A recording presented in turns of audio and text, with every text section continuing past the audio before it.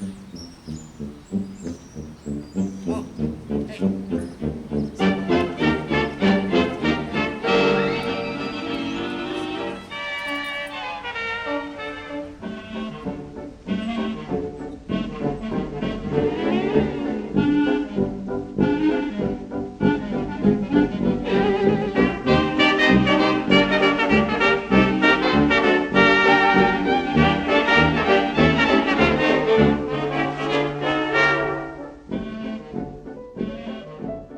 The day I got that assignment, I thought it would be a case like any other. Turns out, things were a lot more personal. I should have known at the time. Jekyll and Hyde. The case pertained to my good friend, Dr. Henry Jekyll. A good-natured man for sure, but I thought something seemed off. It turned out I was right. This whole case started because of an incident out on the street. A strange man going by the name of Edward Hyde caused an injury to an innocent boy. He didn't seem to care at all. A friend of mine described him as being soulless and brutal. It was a perfect description. Luckily, that friend happened to be there at the time, and he made Hyde pay, literally. It turned out he paid in Jekyll's name. It was the perfect crime. By now, I'd realized there was some sort of link between this Hyde character and my friend Jekyll, but I didn't know what. His putrid breath, the way his clothes fit 2 sizes too large, or his menacing face. I couldn't tell what it was, but he was something wrong. I was at a loss for where to turn to next. Hyde had a connection to Jekyll beyond just being in his will.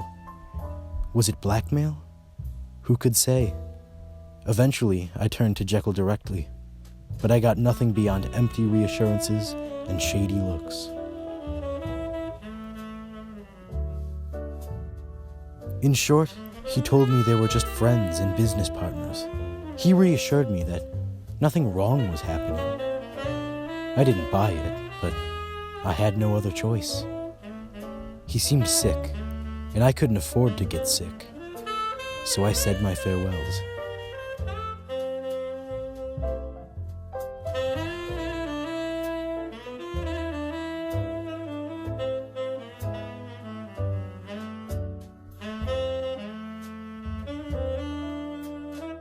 After that, the case went cold for a whole year.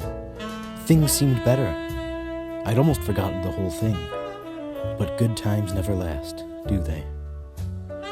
After that year went by, it all picked back up again. This time, it was a murder on the street with a cane.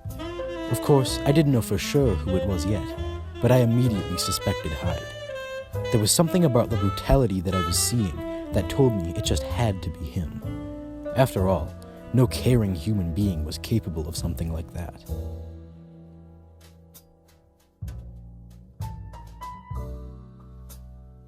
And it turned out I was right.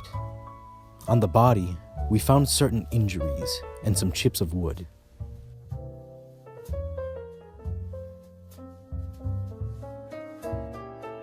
In his Soho home, we found the cane that matched the body's injuries and the wood perfectly. There was no doubt about it. Hyde was a killer. I could no longer get through to Jekyll, and I knew Hyde was somewhere on the loose.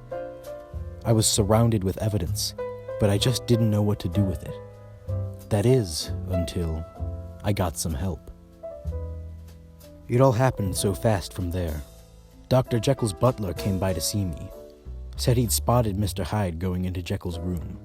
I rushed over immediately to the old back door. It was a struggle to bust through, and by the time we'd gotten inside, we were greeted by none other than the body of Mr. Hyde.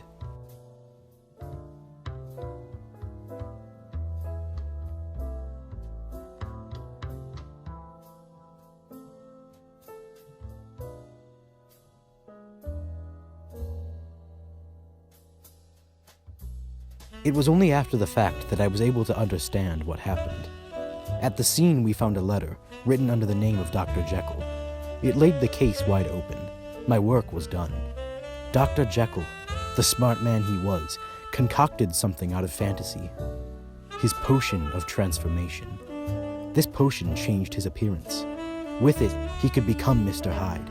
It turned out Dr. Jekyll and Mr. Hyde were one and the same. In order for Jekyll to escape the pressures of society, he could use this character to release his inner aggressions.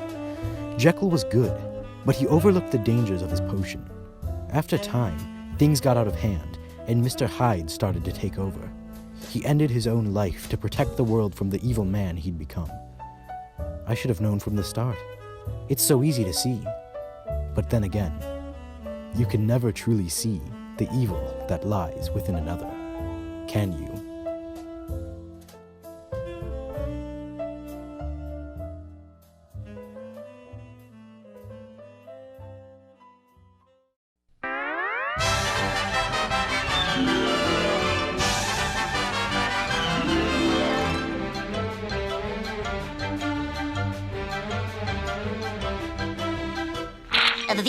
And that's all, folks.